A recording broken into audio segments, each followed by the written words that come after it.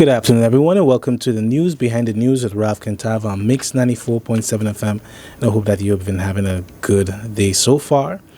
This afternoon on the program, I have here with me Miss Francine Peterson. The Polo. The Polo Peterson. Okay, I'm going to edit that. This afternoon, I have here with me Miss Francine the Polo Peterson. And today we are going to be talking about the subject of mental health.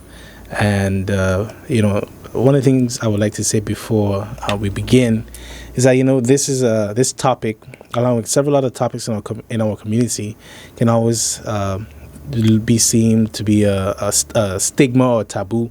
But I'm glad that, she was willing to come out and speak about her experience. And because, the experience, while it may sound singular or seem very personal, since she's the one being interviewed, I do know that it is something that many persons suffer or experience. And in addition to that, I think by you speaking about your experience, it is relatable to others. Yes. And so, for one, I would like to thank you for coming on the program. Thank you for having me. I really appreciate it. Yeah. So how are you doing, by the way? I'm okay, going through the ups and downs, but I'm all right. Okay. Trying my best. Yeah, gotcha. Okay, so I would like to start, so basically, I've known you since I was a little boy. That's one. That's true. Went to school with his son. So it's actually nice that, we can have this conversation. Yes. But you shared something with me, which we'll be talking about, which is the fact that from childhood you've suffered with depression. Yes. I think they figured out when I was 13 years old. Was going through a lot of stuff. Didn't know what it was about. And it hit me very hard. It was something that at that time it was so extremely taboo that, it was like, shake it off, you're going to be fine, you're young, you're going through, the teenage thing and whatnot. And from there, after a few years again, it hit me again, and I started noticing that it was getting worse. I also, I have some chronic illnesses that I'm dealing with 15 years now, and that also made a big, I had a breakdown with that because I had a few years with a lot of pain and depression and anxiety. I saw doctors, they did tests, everything possible, and they couldn't figure out what was going on. And every doctor would tell me it's stress, it's depression, it's in my head, a hypochondriac. They would tell me these things. I would cry because I'm in so much agonizing physical pains. In 2014 in Santo Domingo, that's when they found out I had fibromyalgia and then also thyroid. So I cried when the neurologist told me that, not because I had it, but because finally someone believed me that I was not going crazy. Because that was the whole thing. I was going crazy. After that, because also the fibromyalgia does give you depression is one of the symptoms. So it's depression upon depression, and the anxieties was getting worse. And I used to see some psychologists before. I had a wonderful psychologist, Dr. Judith Arnell. She was just fabulous at that time. And when I was going through this thing with my illness, and they didn't know, the doctors couldn't pinpoint what it was, they sent me to a psychiatrist. That was on a friend's side. And what he did was he just listened a little bit to what I had to say, and he gave me medication. And my mom working with a pharmacy and so on for so many years, of course, we always read up on things. And she said, no, you're not taking that you're going to be a zombie. So from there, it was like, where can I get help? Even within the family and friends, I became very distant because, again, it was a big stigma, and it's a no, and it's a taboo, and let's not talk about it. Nothing is wrong with you. You just have to shake it off. You're going to be fine. It's in your head. It was like that. It was very hard. And I would start then just keep smiling and keeping everything inside. And every time I would hear about a suicide, it would affect me so bad. And I will never forget the young lady from Cahill, like Simona. That one hit me so hard because everyone was like, yeah, but she has kids. Why did she do that? You know, everyone is different. I have my kids, and that's what keeps me strong.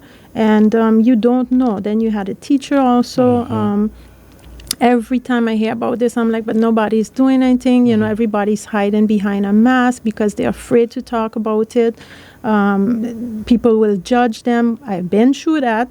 I lost a lot of people through that whole situation.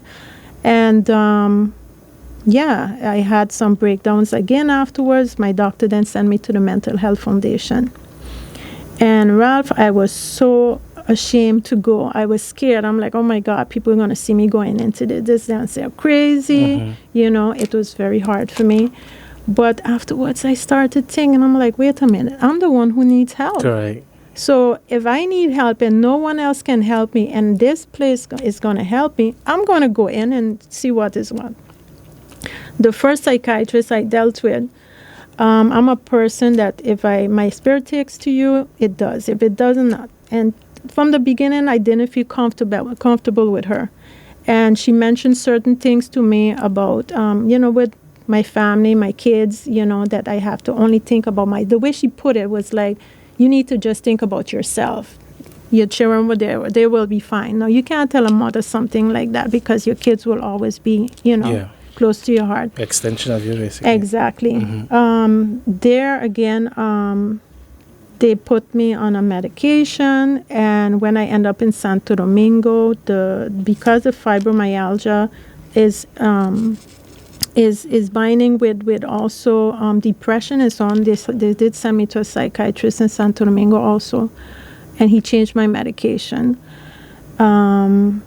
But it's something that I live with for a long time, and the anxiety is up and down, and you know it is a very scary thing to live with.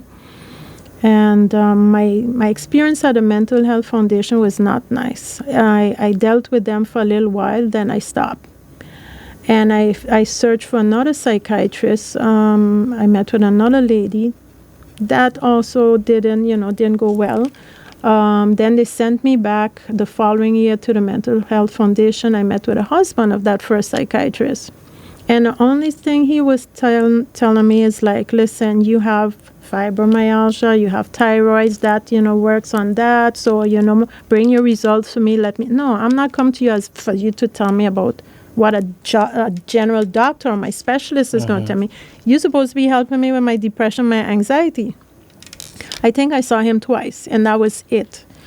I dealt with a wonderful lady there, though, Diane, I think Trustful, her name is. I met with her one time, and she was very, very good. I got to give her praise for that.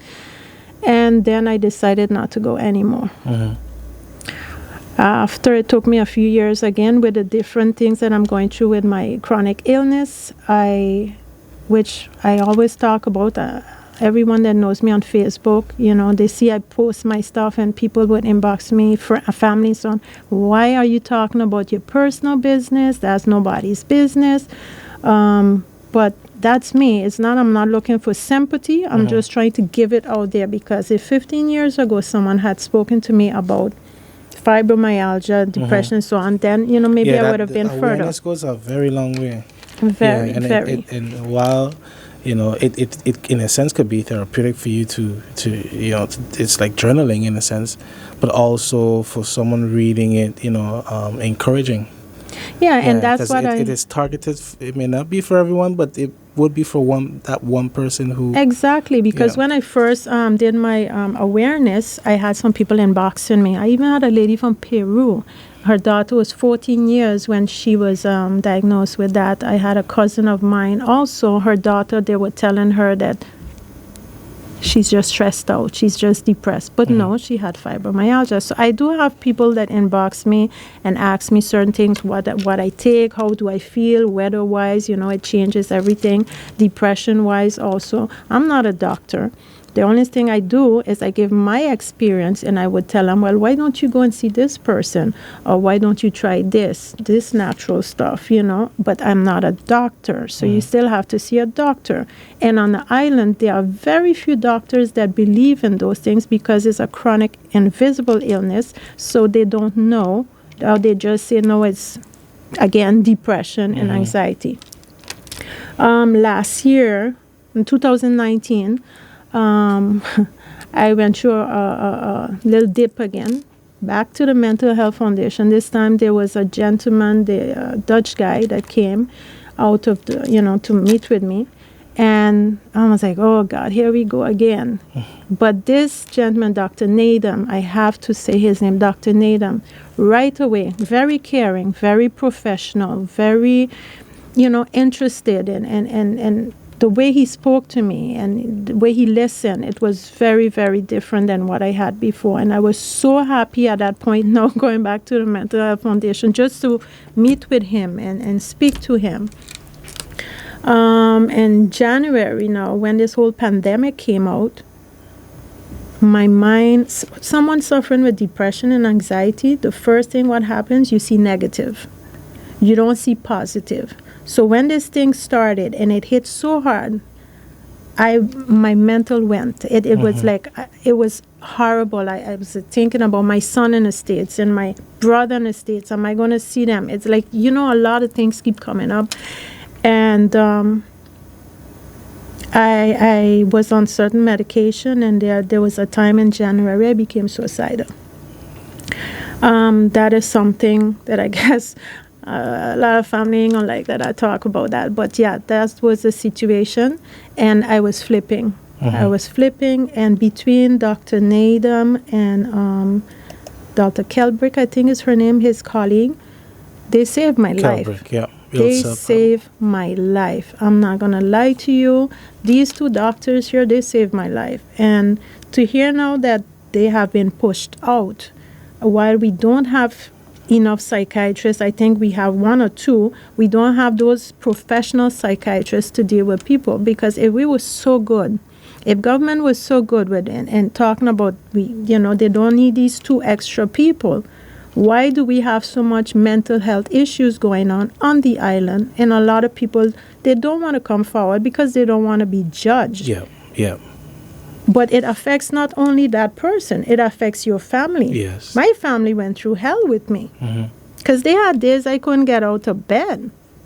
They had days I didn't even eat or bathe or brush my teeth, anything. I was in a dark, dark, dark area. And your mental, physically you could be, sick, but when that mental hits you, it's like you're gone somewhere else. You're gone totally. Yeah. And when this thing started with I was asked to do an interview in August concerning that, because I had mentioned certain things on Facebook with a journalist, and a few days after I got a COVID. Because of my underlying issues, it hit me harder. I was almost 3 weeks in bed. Wow. And being in a room alone, as someone who deals with depression and things, I was gone. There were times, and I asked God to forgive me, that I wanted to die. Because I got everything that that you can get with the COVID, on top of the extra pains I already dealing with for 15 years. Wow. I was so messed up, and I was crying because I was so afraid that my mom and my daughter would get it. Thank God they did not. After that, coming out of that, a few days after, because 15 years I'm dealing with different chronic illnesses, I know my body so well, better than the doctors. I know when something is definitely not right. And I had some breathing problems, and I asked the doctor to send me to do a lung test. When I got a result, the COVID was on my lungs, especially the left one. So I had a lot of breathing issues. I was home for 2 more weeks. Again, isolated, messed up, with on medication and everything. And it's like that. It's a circle. It just keep going. Something always is happening. Depression hit again. And I don't have my doctors to speak to them, my psychiatrist. Because why? Because They took away their license to operate, to help people. And that is the problem here with St. Martin. Government is not looking at what's important. You know how many people we have here with mental health issues? Yeah, a lot. Mm-hmm. We have the elite, some of them, and we have those at the bottom. The elites might get taken care of, but those at the bottom, who is worrying about them? Who is helping them? Nobody. And they don't go to get help because, again, they don't want to be judged. They don't want to be like, oh, they're crazy. No, crazy is not the word. Everyone can get. Mental health is different levels. You can have anxiety, panic attacks, depression, schizophrenia, all kind of things. Personality disorder. Exactly. Yeah. And yeah. Yeah, listen to you, there's several things that come to mind that I definitely like to touch on. One of them being particularly, because, you have two children. Yes. A son and a daughter. And, having been diagnosed from a young age, what was it like for you in raising your children? How did you cope, with being depressed and stuff? Whether, especially, let's say, you get caught up in a traffic jam, or maybe they perform bad in school, which I know they were bright kids, but, Well, that is something. Listen, a lot of people, family and friends, they would not maybe touch too much on my depression, whatnot. But everyone tells me how strong I am. And I'm like, no, I'm not strong. There's like, yeah, with all what you're doing, I put on a face. I'm always smiling. Everyone knows me for my selfies and so on. I'm always smiling to try and make sure cover what is going on behind, but I cry a lot. With my kids, it was hard, especially with my daughter, because my son went away to study and she was seeing everything. I was not a good mother. And even though she tells me yes, but I didn't feel like that. I couldn't get up to take her to school sometimes. I couldn't take her to her different stuff that she was in, movies or hang with her. Because when I go down in that depression, I just want to be alone. And it's sad to say, but it is like that. I'm in my corner. Mm-hmm. I don't want to speak to anyone. I don't want to see anyone. It's just very, very hard. But I had to be strong. And for them, at a certain point, I learned to be strong for them. And I would hide a lot of stuff from them because I didn't want them to know. Mm-hmm. So I would put on that brave, face and drop her and do this. And I had to learn how to do it. And when I reach home, I cry. Or I go in the bathroom, I don't want my mom to hear. And I put a towel over my mouth and I cry and I scream. I let it out at that point. But when you don't have, like I said, the help, as in the professional help, you have to it's a battle. Yeah. And you have to learn to deal with it on your own. And that is not right because, like I said, I have my kids. It's the reason the profession exists. It's exactly. So that, yeah. And the thing is that what I don't understand is that health, I always believe health and education is supposed to be number one with government. And those are the two that are always left behind. It is Santo Domingo that saved me for me to find out what I was going through. Because at a certain point to hear a doctor tell me that I was just hypochondriac and one of these days, they're going to come get me with a white jackets and so on. Wow. And when I got there, and they sent me for something else. They sent me for my back. And when the neurologist saw it, he said, but I would like to ask you a question. And he said, what is going on with St. Martin? I said, why? He said, there's so many patients that are coming here misdiagnosed. Yes, that happens a lot on St. Martin. Oh, my God. And then he took time with me. He asked me questions. He checked me. And that's when he found out what I had. And he told me, listen, this is a chronic illness. There's no cure. But you have to stay positive. Your lifestyle will have to be different. And mentally also, you're going to need sometimes to speak to someone about it because it's going to be hard. It's going to be very, very hard. And I don't understand that I can see these. I used to go every 3-4 months to Santo Domingo to get my checkups and so on. Mm-hmm. These are professionals. These are such good doctors. Here, we do not have that. We don't. And it's the truth. And the problem with government is that it's always a friend thing. And that's how I see it with this whole situation with the psychiatrist now, because these are two professionals. And for the judge also to go against, them. I mean, these judges, they are here for how long? How do they know about St. Martin people? Why don't we have St. Martin judges? Yeah, they rotated for a couple months. Exactly. So they don't want to get into that goes back to the thing about education.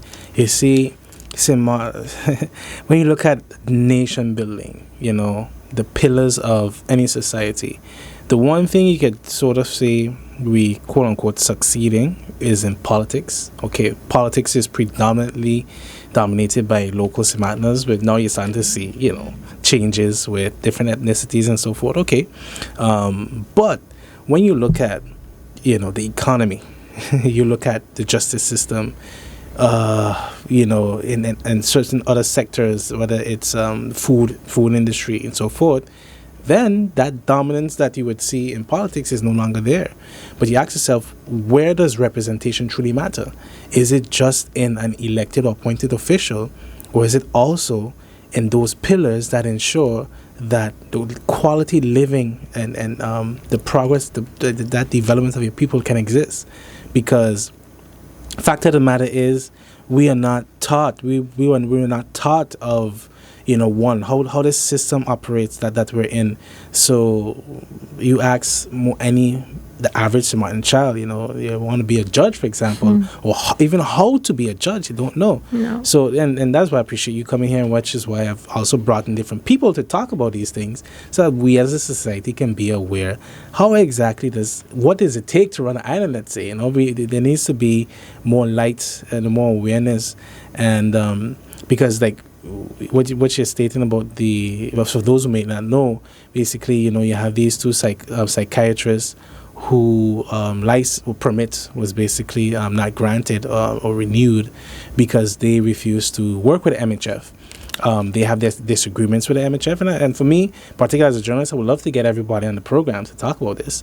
But based on the information that available to me right now, what you see is that they have their disagreements with MHF, and it is understandable as far as, there's been one too many deaths at the institution. That's another thing I could talk about. The investigations as well. You haven't yielded much information or insight. There's also the financial aspect as far as transparency in the funds of the foundation. So it's a whole lot of stuff. But yeah, I just really had to mention that. No, I'm happy you mentioned that, because the thing is that, again, when you hear about the deaths, there was investigation. What is the result of the investigation? What is the result of the investigation of the gentleman, may he rest in peace, and the one and the one who died in the cell? Yes. And that bothers me too, because... And when you ask about it, the response is, this is internalized. Is the information should be given to the family. And it's like, we are a community. Listen, that is such crap. I'm going to tell you something. The family, also, I read, I think, somewhere where the family could not speak about it because it's on investigation. How long is an investigation? Until someone else dies? Another thing, the Minister Otley. Normally, I just call him by the name because I don't feel that they really represent the island. I'm sorry. I've always been straightforward. Not like fit, but that's how I am. Mr. Otley, I sent him an email. The first time when I had a COVID, so the first time when I couldn't get, I sent him an email. Everything about that. I also sent a message to MP Rumo, who has been actually the one only person who has been talking about this in Parliament, and I appreciate her for that. Also, I saw MP Emmanuel also inquired about it in the budget debate. I didn't. I tried, because of the anxieties and things. I used to be always on the politicians. I was like on the starch on the rice. When they see me, I was like, But lately, because of the situation, because of the pandemic, my health. Yeah. And politics could be toxic too. So I don't understand. Very. So I had to close off everything. I wasn't looking at TV. I wasn't looking at the news, at the pandemic, nothing. I couldn't handle. I was so down at a point that it affected me physically, Mm-hmm. and I went through a lot last year. But the thing is that with Minister Otley, when he goes, he's coming up about that MP Rumo is giving wrong news. Okay, but you were supposed to be helping from the beginning. You as a minister, first of all, Ralph, I'm going to tell you this, and I always said this to everyone. The ministers, for me, Minister of Health, supposed to be a doctor, supposed to be someone in the medical field. Here I notice in St. Martin, and I'm not saying that someone else couldn't do the job, but the ministries, they're supposed to be, they have to have a background, a degree, or something to be in that position, to understand. Because what happens is they have advisors, and their advisors not giving them the right advice, they're going with how it is. And then also, he talked that he was all about the mental issues and so on, but he's not pushing for it.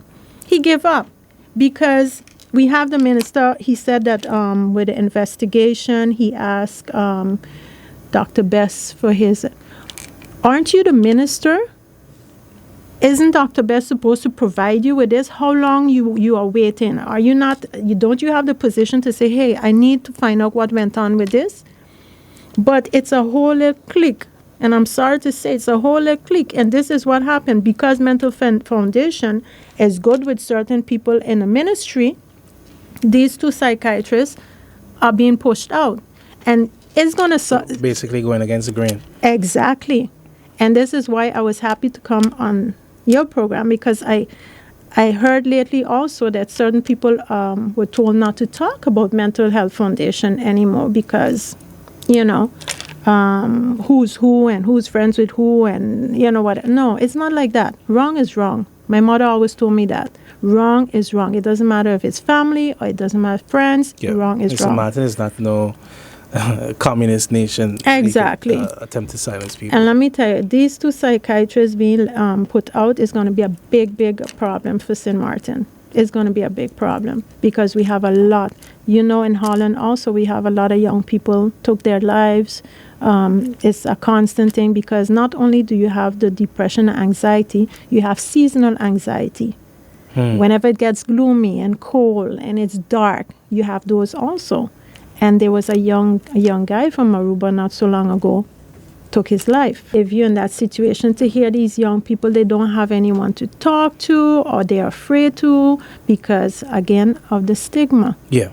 And that is where, that is really where our institutions, where our institutions have to step up. And I do get there are sometimes issues of shortage of persons, but which boils down to the matter of the two psychiatrists, because it's like, well, you already have a shortage and you have two presently.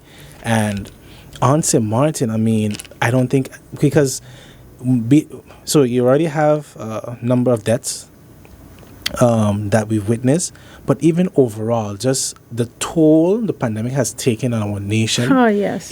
From job loss, yes, to loss of family, yes, loss of friends, yes, the distancing itself, not being able to visit as persons as you'd like to. We are by nature urban people, especially social people. We love to hug and kiss and jump and all that is missed. So all of that, it's like you're being, in a sense, reprogrammed to function contrary to what to who you are, your essence, in order to kind of manage and bob and weave through this whole COVID ordeal. So, it's unfortunate, and just put it like that. It's unfortunate because at this point we need to see the solution be expedited. At least that I can say. For me, I'm definitely curious and get more information from all the parties involved, because it's like we need to figure out what is the underlying thing and how soon can we see progress. Because another thing that comes to mind as we talk about the stigma and so forth is actually employment, because there are some places where, many persons have had experience with rude or disrespectful bosses and so forth. And I'm curious, in your experience, what is it like, having mental challenges in the workplace, but also what can be done, what will you say to an employer about considering or shifting or enhancing the work environment, for all their staff, but especially those who endure a form of mental health challenge? Well, in my situation, I have not shared anything with my bosses or anything like that. I don't have a problem at a job when it comes to that part, but yes, I have a problem when it comes to certain thing that's going on at the job. I get frustrated, I get angry, and then I start to get a little anxious, and I try to keep myself calm, not to say the wrong thing. When I get home, sometimes, yes, I might, let it out by crying, because I'm a person that if I can't tell you what I really want to tell you, I have to cry it out, because I don't want to be disrespectful. I need my job. But they do not, what hurt me with that is that when I got sick, because I have been on sick leave many times because of my fibromyalgia and so on, where I could not even function. And it's like, oh, she's just out because she wants to be out. Oh, there's nothing wrong with her because she looks fine. Yeah, I could put on some lipstick and thing, and I could look fine, but that doesn't mean that I'm not sick. I don't have to look like, haggardly, basically. Right. Yeah. I mean, it is something that they don't care. I'm going to be honest, a lot of these companies and bosses, they do not care. They want to get a job done. They want to get their products sold. They want it. Right now, everything is economy. I don't know if you noticed, but the numbers are going up again. That's another problem. Everyone wants to... Economy, yes, is very important for St. Martin, but no one is respecting the protocols. The protocol, and also government, also again, in certain cases that they are friends with certain establishments, they are not making sure that they do what they have to do. When these numbers go up again, because right now in the States, France, all of those places, they stop a lot of their shows and things, what they were supposed to do. Oh, yes. Yes. But here at St. Martin, we don't. The only thing we want to do, and I know a lot of people are going to go on me for this, but when we talk about health issues in education, it's in the back burner. But let them say that Carnival is not going on next year. Trust me, you're going to see the whole Facebook light up. You're going to see everybody's going to be involved. But I'm not the only person with this. This could happen to you. It could happen to a family member of yours. It could happen to a friend of yours. And then after you think that this person is okay, and this person takes their life and is like, oh my God, I didn't know. Oh, I didn't see the signs. Were you really looking for the signs though? In some situations, you can't see the signs, but there are some that you can. But you are too busy, and you don't want to hear this person, oh, I'm not, this, I'm going through this. I stopped speaking to friends and family about my situation, because it's like, you think that after a while they start to get tired of you. It's like, oh, she's just this again. It's nothing positive. I try to be positive, yes, but I also have moments where I want to speak to someone. And now I don't have Dr. Nadam anymore. And that also hit me hard, because after the COVID and the pneumonia and all of that, I don't have in the whole year. I mean, who am I going to go to now? And that scares me. I'm not going to lie. That scares me. You need a professional. Yeah. You not only a professional, but someone who cares. Yeah. Because you could be a professional. I went to professionals, but they just sat. It's like a cool thing. They sit, they listen to you. It's like, okay, and then sorry about that. And then what they will do is they would say, okay, you know what? Take this. You're going to be better. We want to see you back in 3 weeks. We want to see you back in a month. I didn't have that with Dr. Nadam. I had such a good relationship with him, and I miss that. And I keep forgetting her name. Calbrick, yeah. Also, Calbrick, yeah. She was not my psychiatrist, but in that beginning, when I went through that horrible, horrible time that I thought that was it for me, she was wonderful. She was there also for me. And it was like, Call me anytime. Call me anytime. Now this whole year, I can't call anybody because they are not able to practice. And no one is fighting fit. I also sent a message to 2 other MPs. One of them read it. And I know the other one got it. No answer. Trying to get help from y'all were put in there to help. Yeah. I don't call anybody honorable because why? You haven't shown me yet where you're going to help the people of St. Martin. Yeah. So you're gonna have honor begets honor. You're gonna have me, and you probably will have well, I don't celebrate Christmas. I'm a Scrooge, but yeah.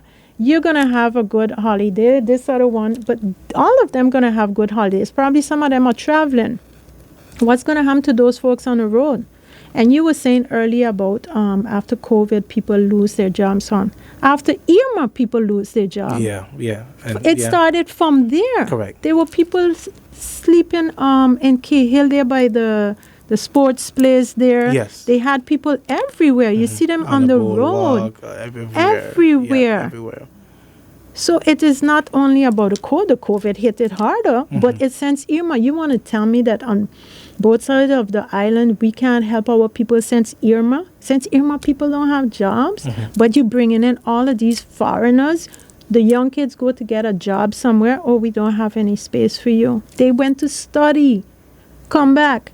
No job for them. So they put them in a bank or they put them in a hotel or something, and that's not what they studied for. So what they do? They go back to where they can get a job, whether it's Holland, whether it's the States, all of that too. Can you imagine you work so hard and you come down and you want to be home? What that does to you?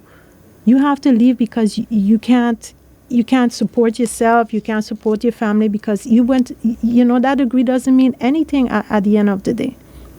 So I have a question. I'm definitely curious if you can explain how it feels to you, because with several persons I know who've experienced anxiety, I would often say it's kind of inexplicable.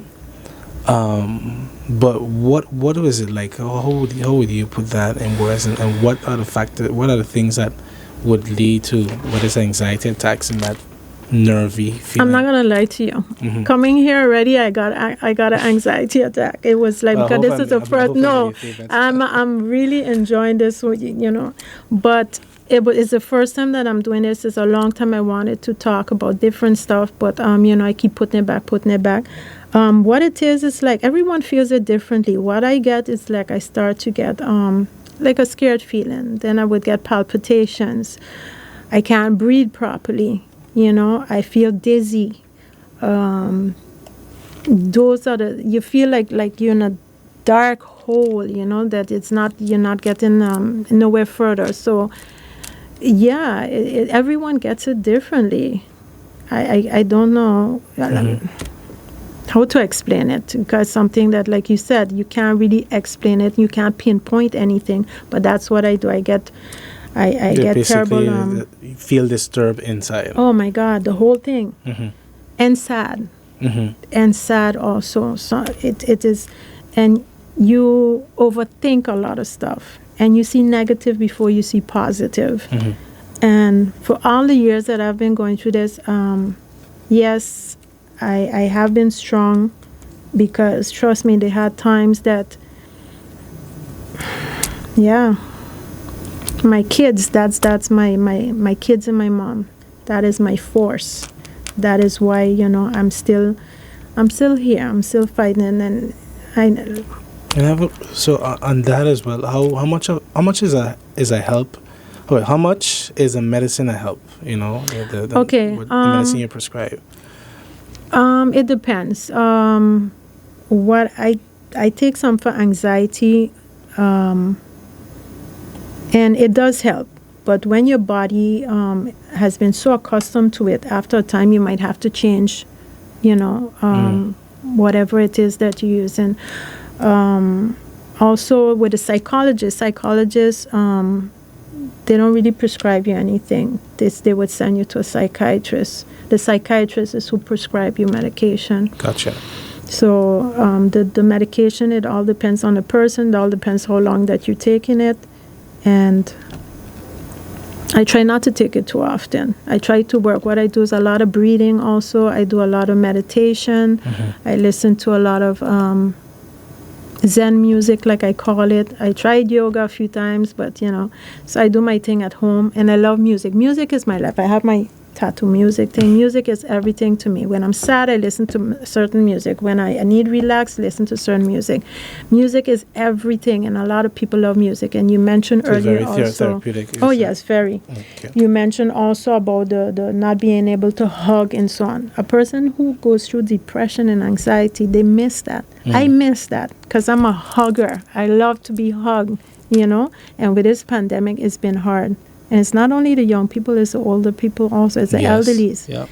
They don't have that. You're afraid to hug them because you don't want to, you don't know. Correct. And the whole vaccine thing too is like, it has you all over the place. It does. Yeah, so basically, because the news, well, of course I'm a journalist, but, when you consume a lot of news, it can put you in a state of worry and doubt and fear as well, because you're wondering, where is the light, where is the hope, I guess, so. Yeah, because this week just passed, I got some bad news again, regarding my health. But, one thing, Dr. Nadam, he always, he taught me a lot how to deal with certain things, to, like I said, the music, the meditation, the breathing, because, of course, he's not around anymore for me to be able to go to him and talk. But, sometimes that is, you got to start somewhere. And if that doesn't help, then yes, you take some medication. When you take medication too, they say you're crazy. But no, it could be something just soft, just to relax your mood. Correct. Help you sleep, because it's going through. There's a lot of your thoughts. mind to just keep running. Exactly. Yeah, and exactly. you have to work. You have to go through doing your things that you do every day. I have to, when people see me, they don't believe I have anything, because I have to do things. Who am I going to depend on? Sometimes, yes, if I can't, then I find someone. But I have to do things, and I have to go on every day. Yeah. Okay. So another thing I'm curious about is, in sitting down with a psychiatrist and so forth, how exactly are those sessions? Like, what is the help you receive? If I put it like that. How to put it? First of all, it's a lot of talking and listening. And, with him, why I keep stressing on Dr. Nadam, because that's the best psychiatrist I ever dealt with, and I've been through a few, but he's the best. He would listen, and he would give me certain situations to look at differently, and he's calm, very, very calm, and he's there with you. You can't just sit, be cold, and the person talking. No. You feel like that he's present. Yes, he is so present. He is so involved. They were talking about in the newspaper also that these two psychiatrists are only there for the money and to get, something like that they were mentioning. It would be for the people with money. No, that is crap. The way you can notice by, and you're a journalist, so I think you would be able to see that, of course, right away. You can see by someone's, the body language and how they talk and so on, if they are real or not. Genuine or not, yeah. And he is very real, and his colleague. And I really hope, I just wanted the government, politicians, whoever's involved, to want to care about the people of St. Martin. I want him to do this. I feel this is now where the part, he's leaving. And it's like, no, I don't want him to go. Is someone going to do something? Again, MP Rumo went to clear up herself in Parliament concerning what the minister said, that, there was things she was saying was not correct. That is not true. And she has been really rooting for them. She's been trying her best. But if it's just one person, yes, we will talk about the young girl who went to Miss World and ain't represent none other side. Everybody was on that. They had a whole big meet, but the health of the St. Martin people doesn't matter. Okay, well, it seems like there's a common detachment, from the realities of people. And so and maybe because again, that's how my mother raised me, period, but when you see someone on the street, you don't just dismiss it as this is just anybody. That is somebody. That person has a story. That person has something they could share. They have thoughts. They have emotions. Exactly. They're human. That's, so to speak, your brother or sister, God's willing, next year is something that I was thinking about lately, but there's a project that I want to do. I'm not going to talk about it right now, but it's something that I want to do for the new year for these same people who are on the road. Because somebody got to put out a hand and say, hey, these politicians, they know how to get you when you need a vote. But then they pass them straight when it's a thing. They're on the road asking for money. I tell you, it hurt me so much when I heard about this lady. She just wanted 2 underwears. No money, crying. Wow. They tell me she was crying. She was sitting right there on back street. Everybody has a story. Now, I'm not saying that some of them don't want, maybe it's for alcohol, but that's also a disease. They need help with that also. Yeah, we have to target the root, yeah. And we have institutions like that can provide them the help. Yeah. So then why not? So why pass these people on the road? Because, now you got into that position and you're not, everyone is the same. My father always said, the highest you are, the harder you fall. You can go up there in that position. At some point, you will not be there anymore. And I think that our politicians are spoiled. They are very spoiled. A lot of monies that were wasted could have gone into look, now we're finally getting a hospital. I don't call that one a hospital. I call it a medical center because it is not a hospital. We needed a hospital. How long? Health again. It took me 6 months almost, I think it was 6 months, for Advocacy finally to send me to Santo Domingo while I was suffering. The pains were unbelievable.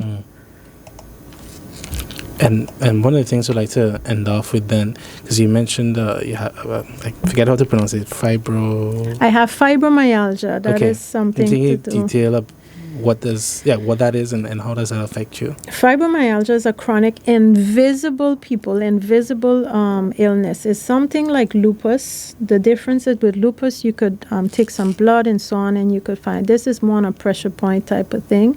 It affects you everywhere. It is terrible pains, your muscles, your nerves. The weather could make you suffer. I mean, right now this weather here is not good for me. You have fibro fog. I forget a lot of stuff. That's why you see me here on my phone, to make sure I remember everything. Fibro fog. It affects my eyes. It affects my body. I have osteoporosis with it also. My muscles are so weak sometimes I can't, if I'm sitting, I can't get up without holding on to something. If I travel, I have to travel in a wheelchair because I can't do long distance anymore.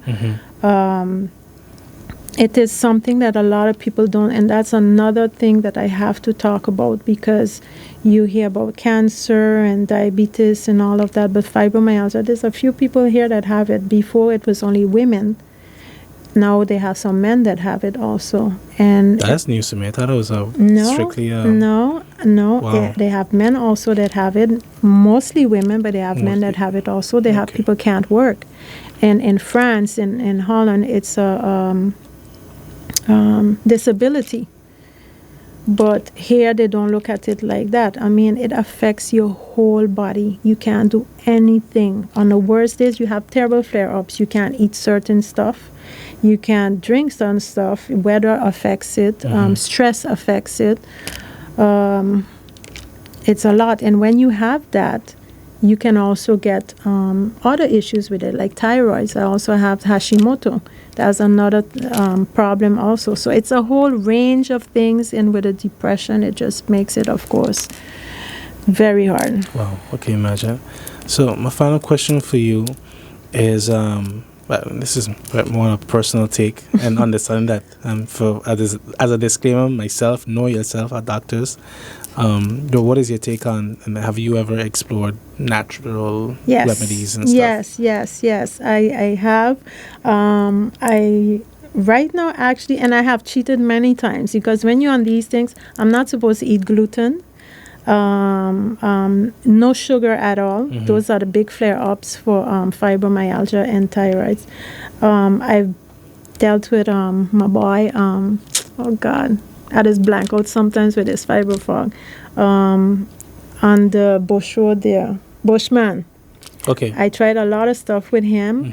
I also eat from Fit Food. They have a lot of non-gluten stuff there. And Tishana, she's been a lot of help also from Tizan. She's been wonderful for the inflammation, because fibromyalgia is a lot of inflammation in your body. So I went vegan also with, God, I can't remember it, Helen Hart, I can't remember the name of the place. But they have vegan food also. I try everything. Gotcha. Because I was on about 10 or more pills. Wow. And every pill affected something else. Wow. It messed me up so bad. So I started to cut down, and I kept those that I really needed, like for my thyroids, for my stomach. I don't take none for fibromyalgia. I take a little painkiller, but I don't take those. One of them they put me on in Santo Domingo, send me straight to the emergency. I'm very sensitive to any kind of side effects with medication. Yeah, and that is one of the main challenges of pharmaceutical health industry. It is bad. So that's why I try now to do all natural stuff. I do my own juicing. I just bought some stuff there to do some vegan things myself, because, they're expensive. It's good for you, but it's expensive. Funny enough, to be healthy. That's the thing. It's so expensive. But I do go up. I try to be as healthy as possible. Once in a while, I would cheat. I love a steak. I love me a steak, and I love me some cheesecake, but all that is very bad. So I eat eggplant, one of my favorite vegetables. So I would eat it, but I know I'm going to suffer afterwards. Gotcha. Yeah. Okay. Well, thank you so much, Miss Francine de Polo. Thank you so much. I really appreciate it. Yeah, and for me, I really appreciate it because, again, it's really about the awareness factor. I'm glad you share your personal story, but it's one that I know many can relate to, and that people need to hear, especially, with decision makers and persons, whether they're on the job, business owners and stuff, because, we can have someone in our family, our own selves, end up suffering these challenges. So yeah. I want to say one last thing. This is for the MPs and those in government. I would really appreciate you all to take this a little bit more serious and try to see what y'all can do for the Cimarron people. It's not all about the votes and carnival and everything else like that. We really have to help those that do need a help and don't know how to get a help. So I hope something is going to come out with these two psychiatrists, these two wonderful psychiatrists, even though it's done now apparently, but I hope still they will be able to come back and help the community. Gotcha. Yes. All right, folks, thank you for tuning in to today's program, and do take care until tomorrow.